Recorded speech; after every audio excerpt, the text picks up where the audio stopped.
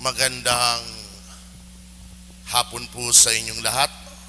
Magandang hapon po, Father. Sa ngalan ng Ama at ng Anak at ng Espiritu Santo. Amen. Amen. Nung kami na seminaryo, merong isang subject na ang tawag ay homiletics. Siguro naman dahil sa ang pangalan ay homiletics, alam nyo na kung anong subject na ito. Ang subject na iyan ay doon tinuturuan ng mga seminarista paano maghanda ng homilya, paano i-deliver ang homilya. Minsan, naging usapan namin ang tema ng mga ebanghelyo kung saan ang salaysay, si Jesus ay nagbigay ng talinghaga. At ang talinghagang binigay niya ay siya mismo ang magpapaliwanag. Ngayon ang pag-uusap namin, magbibigay ka pa ba ng homilya? Paano mo ipapaliwanag ang talinghaga kung si Jesus nagbigay na ng kanyang paliwanag? Babaguhin mo? Babawasan? Dadagdagan? Yan kung tutuusin ang ating kalagayan sa linggong ito. Buti na lang may dalawang opsyon.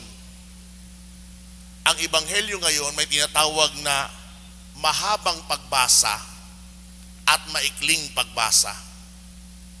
Ang inyong narinig ay maikli. Bakit? Dahil sa mahabang pagbasa, ipapatuloy ang salaysay ng ebanghelyo. At doon may lalapit kay Jesus na kanyang mga alagad at sasabihin ng mga alagad, Panginoon, ipaliwanag po ninyo sa amin ang talinghaga tungkol sa masasamang damo sa bukid. Kaya yamang si Jesus ang mismo nagpaliwanag, yun ang gamitin natin. Dahil hindi ko pwedeng baguhin ito, hindi po pwedeng dagdagan ito, lalong-lalo na hindi pwedeng bawasan. Paano pinaliwanag ni Jesus ang talinghaga? Pakinggan niyo. Ang anak ng tao ang naghahasik ng mabuting binhi. Ang bukid ay ang sanlibutan. Ang mga taong pinaghaharian ng Diyos, ang mabuting binhi. At ang mga taong pinaghaharian ng Diablo, ang masasamang damo. Ang kaaway na naghasik ng mga iyon ay walang iba kung hindi ang Diablo. Ang pag-aani ay ang katapusan ng daigdig at ang mga anghel ang mga tagapag-ani. Nagpatuloy si Jesus sa pagpapaliwanag. Sinabi niya, kung papanong iniipon ang mga damo at sinusunog, gayon din ang mangyayari sa katapusan ng daigdig.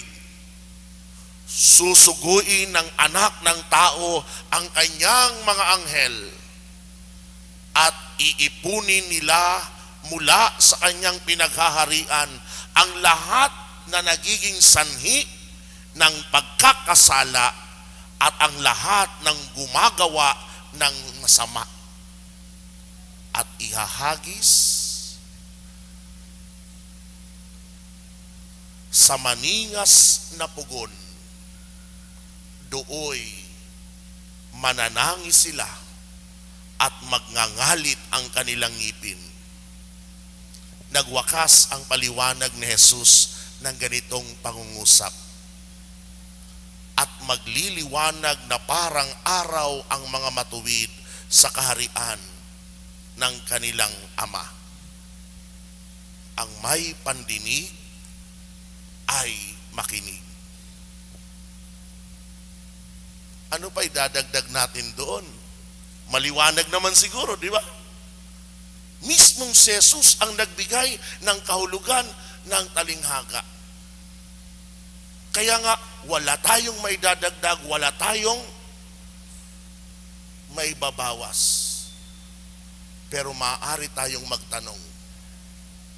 Kasi may isang pangungusap na nakakatawag pansin sa mismong talinghaga.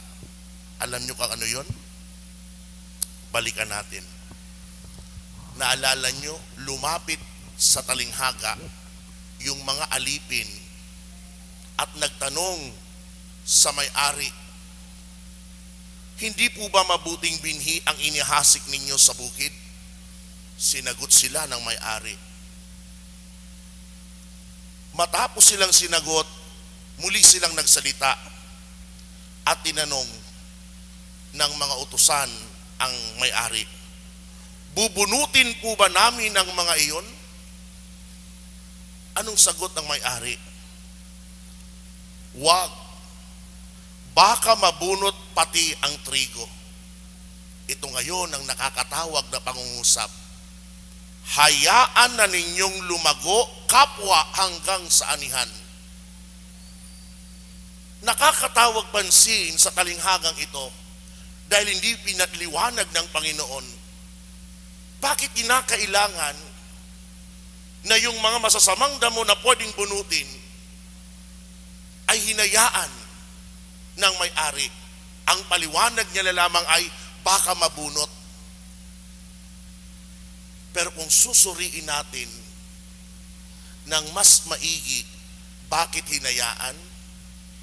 Kasi dito natin matutuklasan na sa linggong ito, hindi lamang dapat tayo nakatuon sa talinghaga, kundi nakatuon tayo sa pag-uugali o katangian ng Diyos.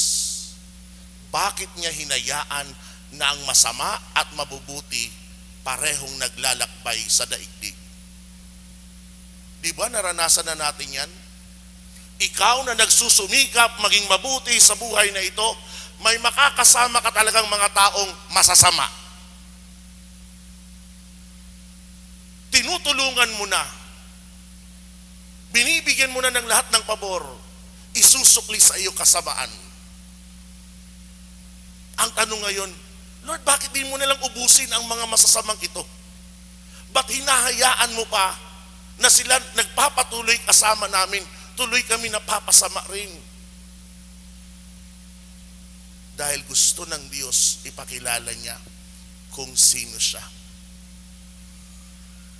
Sino nga ba ang Diyos? Anong katangiang meron siya? Yan ang taglay ng tatlong pagbasa na meron tayo. Sa unang pagbasa, sa Salmo, at sa ikalawang pagbasa, ipinapakilala sa linggong ito ang tatlong katangian ng Diyos. Naalala nyo sa unang pagbasa? Sinabi rito, ipinamamalas mo ang iyong lakas sa nag-aalinlangan sa iyong ganap na kapangyarihan at pinarorosahan mo ang sinumang nakatatalas nito, ngunit nangangahas na di ka pansinin. Walang hanggan ang kapangyarihan mo, ngunit mahabagin ka kung humatol. Unang katangian ng Diyos, maluwag siya. Yan ang binabanggit sa unang pagbasa, aklat ng karunungan. Maluwag ang Diyos. Bakit maluwag? Dahil sa pagpapatuloy ng aklat ng karunungan sa unang pagbasa natin napakinggan, dinagdag dito, binigyan mo na naman ng pag-asa ang iyong bayan sa pagkakaloob sa kanila ng pagkakataong makapagsisi. Yun ang dahilan kung bakit hinahayaan ng Diyos na makasama natin ang masasama. Ang masamang damo kailanman hindi magiging mabuting trigo. Ang mabuting trigo kailanman hindi magiging masamang damo. Ang masama ay mamalaging masamang damo. Ang mabuting trigo, mamalaging mabuting trigo. Subalit ito ang tandaan niyo. Sa tao, ang tao na masama, maaring manatiling masama. Subalit maaring maging mabuti. Ang mabuting tao maaaring maging manatiling mabuti o maaaring maging masama. Nakatuon ngayon tayo sa mga taong maaaring magbago. At yun ang dahilan kung bakit binibigyan ng Panginoon ng pagkakataon na ang mga masasama na kasama natin sa paglalakbay na ito magkaroon ng panahon ng pagsisisi, ng pagbabagong buhay. Tanda ng kanyang pagiging maluwag. Ikalawang katangian na meron ng Diyos. Naging tugon natin sa Salmo. Naalala niyo yung tugon? Yung choir, inaawit pa. Anong tugon ng Salmo? Poon ikaw ay mabuti sa lahat ng nagsisisi. Walang tinatalikuran ng Diyos na sino mang nais magbagong buhay. Walang tinatalikuran ng Diyos na sino mang nagsisisi at humingi ng tawad. Hindi lang siya maluwag, siya'y mabuti. Na kahit tayo ilang beses magkamali, ilang beses magkasala, basta nais mong humingi ng tawad, basta nais mong magbagong buhay, dumulog ka sa sakramento ng kumpisal, ang Panginoon handang kang patawarin paulit-ulit-ulit at hindi siya magsasawa. Bakit? Dahil siya ay mabuti.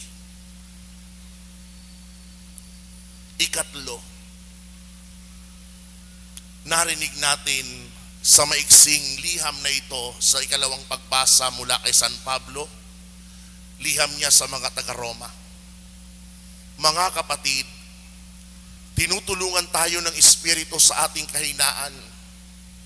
Hindi tayo marunong manalangin ng wasto, kaya't ang Espiritu ang lumuluhog para sa atin. Ito minsan ang ating pakiramdam. Bakit ayaw mong magsisi? Bakit ayaw mong magbalik loob sa Diyos? Bakit ayaw mong humingi ng tawad? Kasi ang dahilan ng marami sa atin, paulit-ulit naman ako nagkakamali. Paulit-ulit naman ako nagkakasala. Hindi naman ako umuunlad sa pagpapakabuti. Ba't di mo subukan ang paalaala ni San Pablo? Na ngayon sinasabi sa atin, ang ikatlong katangian ng Diyos ay ang pagiging matulungin. Kung lumapit ka sa Kanya at ang una mong hinihiling, hindi ang mga material o makamundong kahilingan, yun ipagkakalob kagad sa ng Panginoon. Dahil ang problema rin sa atin, kapag dumudulog sa Diyos, kapag nagdarasal, anong laman ng ating panalangin? Lord, papasahin mo ako sa board exam. Lord, sana matanggap na ako sa trabaho. Lord, tumatanda na po ako, sana magka-boyfriend na. Lord, sana madagdagan ng sahod. Ang dami nating hinihingi sa Panginoon na makamundo at material. May tanong ko sa inyo, kailan naging laman ng ating panalangin at sabihin natin sa kanila o sa Kanya, Panginoon, nais kong magbago. Nais kong magpakabuti. Tulungan niyo po itong puso ko na hindi kayang magpatawad. Tulungan niyo po itong puso ko at kalooban ko na punong-puno ng puot at galit.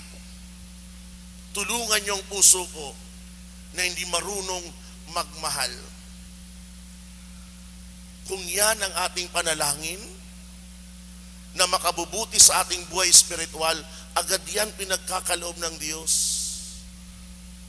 Dahil ang gusto ng Diyos, mabalik tayo sa Kanya, lumapit tayo sa Kanya. Kaya ito mga kapatid ang dahilan kung bakit ang Panginoon nagbibigay ng mahabang pagkakataon sa ating pagsisisi. Meron nga tayong kasabihan sa Tagalog, di po ba? Ang masamang damo, matagal mamatay. Bakit kaya? Matagal mamatay, hindi dahil siya'y may kapangyarihan, kundi dahil binibigyan siya ng pagkakataon ng Diyos magbagong buhay. Bakit? Saan ba gusto ng tao mapunta? Narinig na natin ang paliwanag ni Kristo sa talinghaga. May paghuhukom, may paglilitis, may katapusan, may pag-aani. At dito'y binabatid sa atin ng Diyos natin, nagtataglay ng pambihirang katangian. Una, siya'y maluwag. Ikalawa, siya'y mabuti. Ikatlo, siya'y matulungin. Sa tatlong katangian na ito na meron ng Diyos na ating napulot sa mga pagbasa, anong pinaparating sa atin? Ang Diyos na meron tayo, inaabot ang kanyang kamay sa ating tao. Ito ang kamay ko, hawakan niyo. Bakit? Dahil gusto ng Diyos hanguin tayo sa pagkakasala. Gusto ng Diyos iligtas tayo. Subalit tayo bilang tao, ang tungkulin lamang natin, iabot naman natin ang ating kamay sa Diyos. Dahil habang hindi natin inaabot yan, walang magagawa ang Diyos. Palagi ang Diyos ang naghahanap sa tao, lalo na ang mga nawawala. Naalala niyong dalawa pang talinghaga? Ang nawawalang tupa, ang nawawalang pilak, lahat hinanap. Yung naghahanap ay ang Diyos. At nagagalak ang Diyos kapag ang isang makasalanan nagbago. Nagagalak ang Diyos kapag ang isang makasalanan bumalik sa Kanya. Kaya sa linggong ito, yamang minula tayo na ang Diyos na meron tayo ay handa ng pakinggan ng ating pagmamakaawa, handa unawain ang ating pagkakamali, lumapit tayo sa Kanya, pagsisihan ng kasalanan, magbagong buhay tayo. Huwag na nating aantayin ang pag-aani kung saan yung masasamang damo sinunog. Sikapin natin na ngayon pa lamang mapabilang sa mabubuting trigo, dahil ang mga trigo ay pinapasok sa kamalig. Ang kamalig na tinutukoy ng Panginoon ay ang kanyang tahanan, kung saan doon makakamit ang buhay na walang hanggan. Amen. Sa ngalan ng Ama, ng Anak, at ng Espiritu Santo.